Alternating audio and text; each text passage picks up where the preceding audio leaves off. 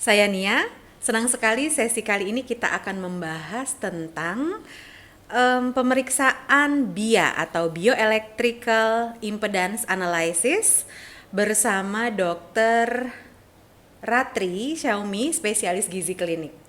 Kali ini kita akan membahas tentang manfaat pemeriksaan BIA untuk mendeteksi sarkopeni, komposisi tubuh, dan juga pengaturan diet personal. Menarik bukan? Please stay tune tentunya hanya di podcast RSUP Fatmawati Talk The Talk.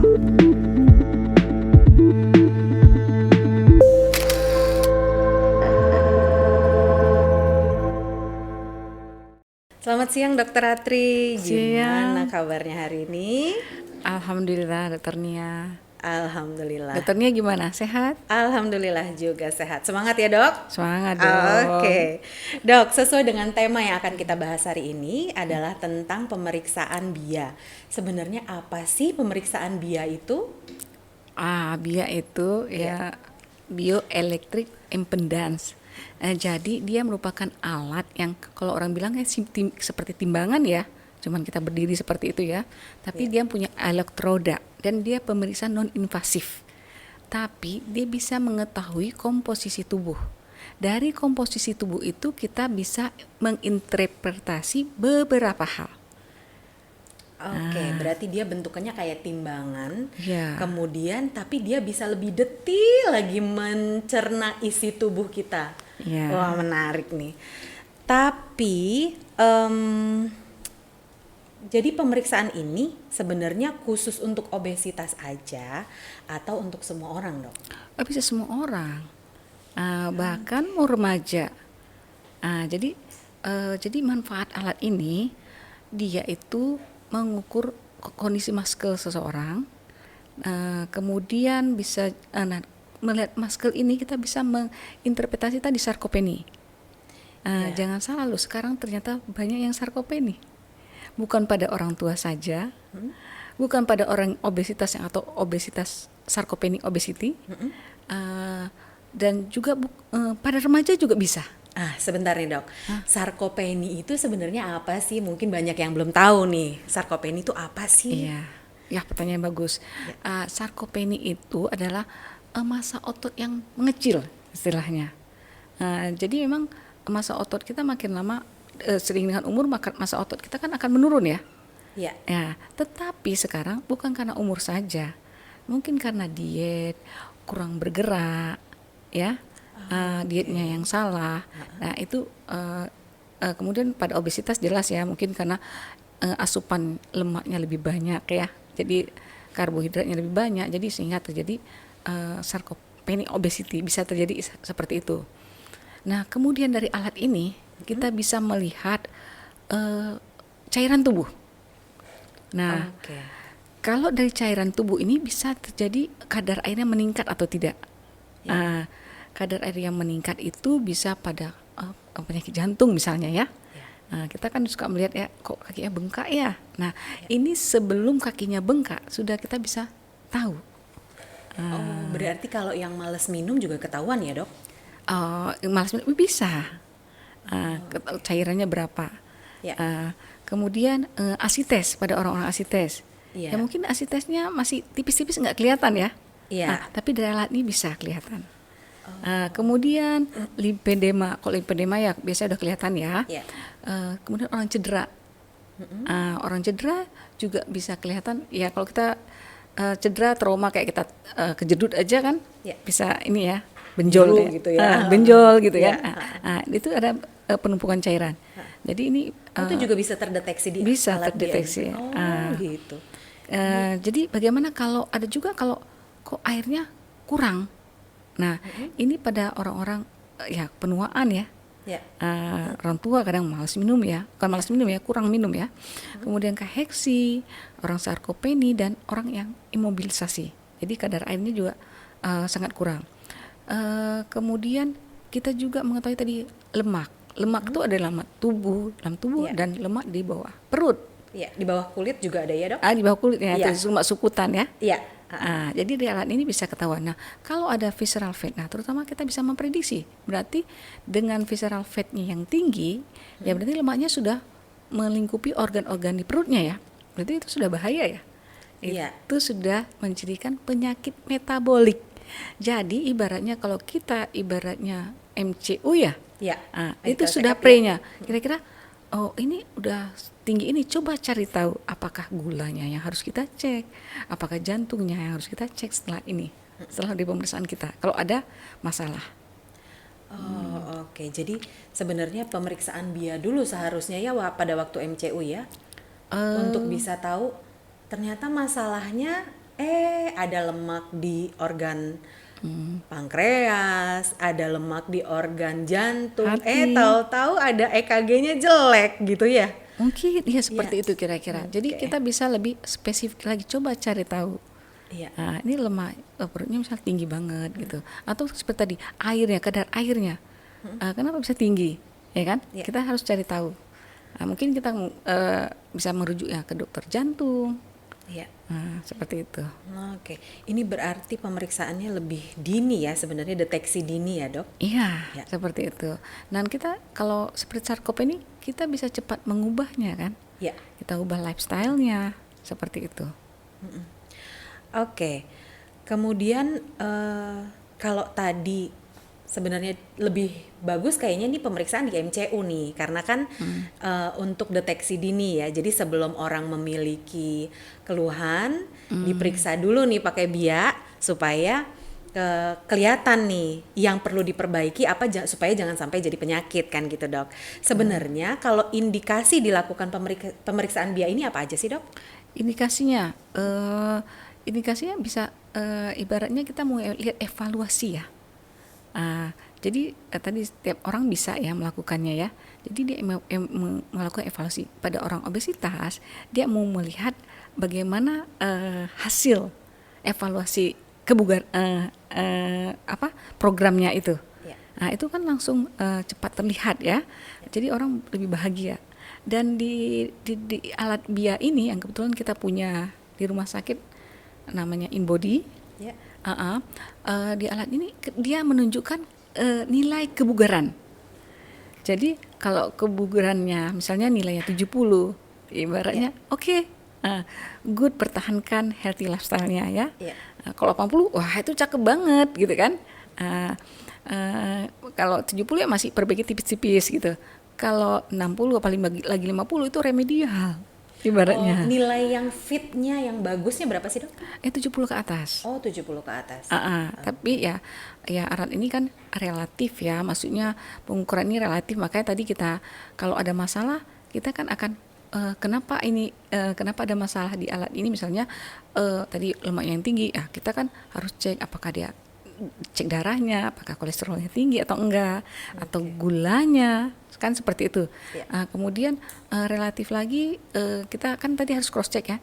Kemudian agak mengganggu ya tadi kalau dia orang habis makan gitu ya, kan karena berat badan juga nambah ya kan. Iya. Nah itu juga harus jadi pertimbangan. Jadi baiknya tidak makan 2 jam sebelum pemeriksaan. Terus kalau dia habis pakai kontras seminggu sebelumnya. Ya. Seperti itu. Dan kalau pakai pacemaker sebaiknya tidak harus memberitahukan kita. Ya. Dok, jadi saya jadi pengen tahu nih. Kalau kita habis makan yang berlemak nih, misalnya kita habis makan padang, terus kita habis makan konro tuh. Nah, itu terdeteksinya sama si BIA ini berapa lama sih? Atau seminggu makannya masih terdeteksi, atau kemarin aja sih, hari ini masih terdeteksi tapi besok udah nggak lagi. Itu gimana? Ya. Jadi kadang-kadang yang kita lakukan saat ini kan orang sih per minggu ya biasanya ya. Jadi memang kalau masih sekali-sekali sih nggak ada masalah ya. Jadi dari situ saya bisa melihat program diet yang dijalankannya bagaimana. Kalau banyak cheatingnya, banyak lemaknya, mungkin makan kondus, ya kelihatan langsung. Kok lemaknya tidak ada perbaikan gitu kan? Iya, Atau malah mungkin meningkat gitu kan? Ada juga ya kan? Dia sama sekali nggak menjalankan program. Berarti BIA ini bisa mendeteksi kenakalan-kenakalan diet ya, Dok? Iya, nggak enak banget ya, ketahuan. Ketahuan.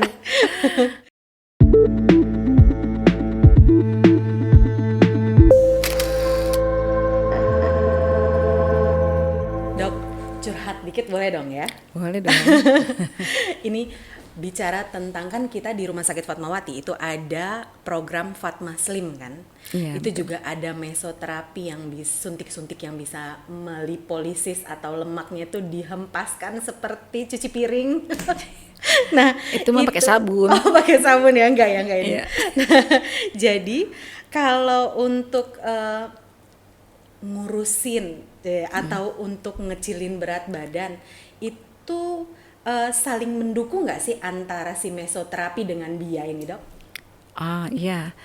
Jadi pertanyaan bagus nih. Jadi kita kan melakukan treatment. Misalnya nih orang ada mau kondangan gitu ya, pengen pakai kebaya, Iya. nggak kelihatan apa lepet-lepetnya ya. Nah, itu kita bisa melakukan tindakan tadi lipolisis tadi ya. Oh, jadi bisa ditarget, Dok? Bisa ditarget. Oh, Jadi wow. kita kontrolnya dengan memakai alat ini justru. Di situ Oke. ada kelihatan lagi. Dulu kita habis treatment, kita ukur lingkar pinggangnya, ukur lingkar lengannya yang udah kita treatment ya.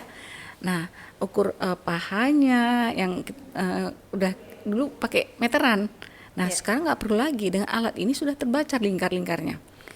Dan pengukurannya malah dalam 3 hari ke depan setelah kita lakukan treatment pertama misalnya, itu sudah bisa berubah. Udah mulai kelihatan ya? Udah mulai kelihatan. Tapi untuk treatment berikutnya kan itu ada berapa step ya, karena kita melakukan nggak bisa sekali ya. Iya. Ya harus sebulan dong, karena itu kan Oh, minimal treatment. sebulan. Karena kan kita Oke. 3 sampai 4 kali pertemuan ya untuk treatmentnya. Oke. Jadi ya setiap pekan. Jadi ya kalau mau kejar tayang bisa. Oh, oke. Kejar tayang pakai baju fitting gitu. Bisa. Atau memang misalnya kalau mau turunnya 10 kilo, prepare-nya mesti 6 bulan sebelum nih. Mungkin begitu nggak? Tadi gini, nah beda namanya lipolisis dengan kita program turun berat badan. Ketika Iya. kita lipolisis, kita shaping. Tetap kita tetap memberikan meal plan. Disinilah kita melihat keberhasilan meal plan kita dari komposisi tubuhnya. Apakah makannya salah atau benar? Nah, tadi yang salah misalnya apa? Berat badannya turun, tapi massa ototnya turun banyak. Ya, saya nggak terlalu bahagia kalau seperti itu. Dietnya bisa yoyo. Iya, Nah, iya. tapi kalau mau kejar tayang, ya nggak apa-apa lah. Oh, gitu. Nah, tadi kan kita bahas tentang meso ya, Dok. Ya. Kemudian ada meal plan. Nah, di samping meal plan ini, apakah ada obat-obat yang bisa menunjang atau tanpa obat? Bisa, kan tergantung berat badannya. Ya. Karena kalau indeks massa tubuhnya sudah di atas 30 atau di bawah 30 tapi dengan ada penyakit, ya mungkin kita ibarat harus nge-push ya. Oh, Ah, jadi biar- tergantung memang Iya. dari personalnya masing-masing ya. Iya, sebenarnya dari meal plan aja sudah cukup ya. Meal plan dan ya pasti olahraga ya. Ya. Tambah olahraga yang itu sudah cukup. Oh, berarti nanti olahraganya diprogram juga. Iya, jelas. Dan nanti kita akan melihat misalnya olahraga yang mungkin kalau kita menaikkan massa otot selain kita supply dengan proteinnya, kemudian resisten training ya, Ya. untuk menaikkan massa otot. Katanya massa otot itu dipengaruhi oleh hormon ya.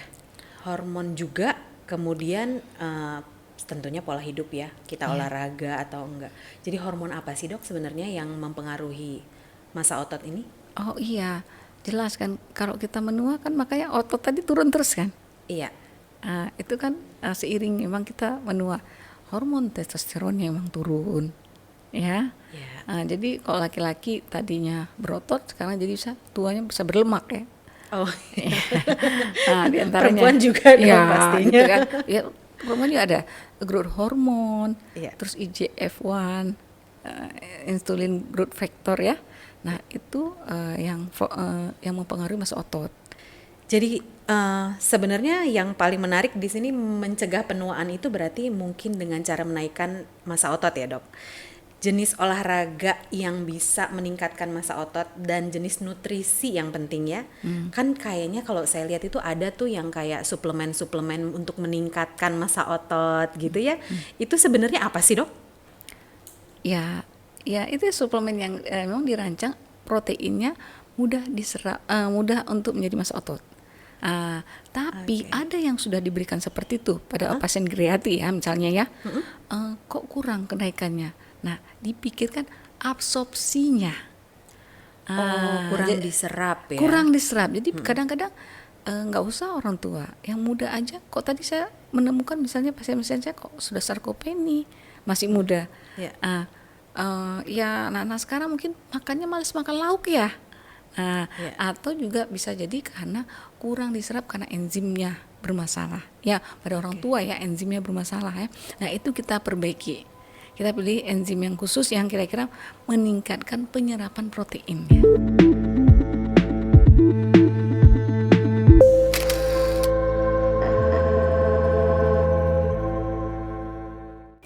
Dok, ini kan alat dari tadi kita bicara bagus banget ya.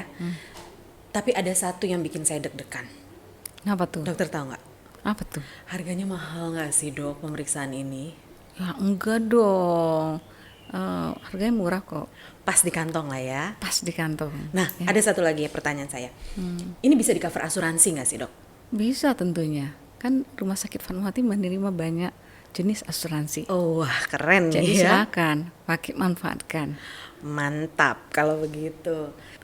Jadi bila ingin meningkatkan kebugaran dan meningkatkan kualitas hidup, silahkan bertemu kami dokter spesialis gizi klinik di Poligria Husada Rumah Sakit Fatmawati. Kami tunggu ya.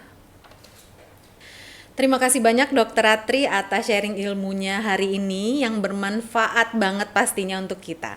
Sekian bincang-bincang kita tentang BIA dan saya sebagai host dan seluruh tim Humas RSUP Fatmawati mengucapkan terima kasih banyak dan mohon maaf atas segala kekurangan.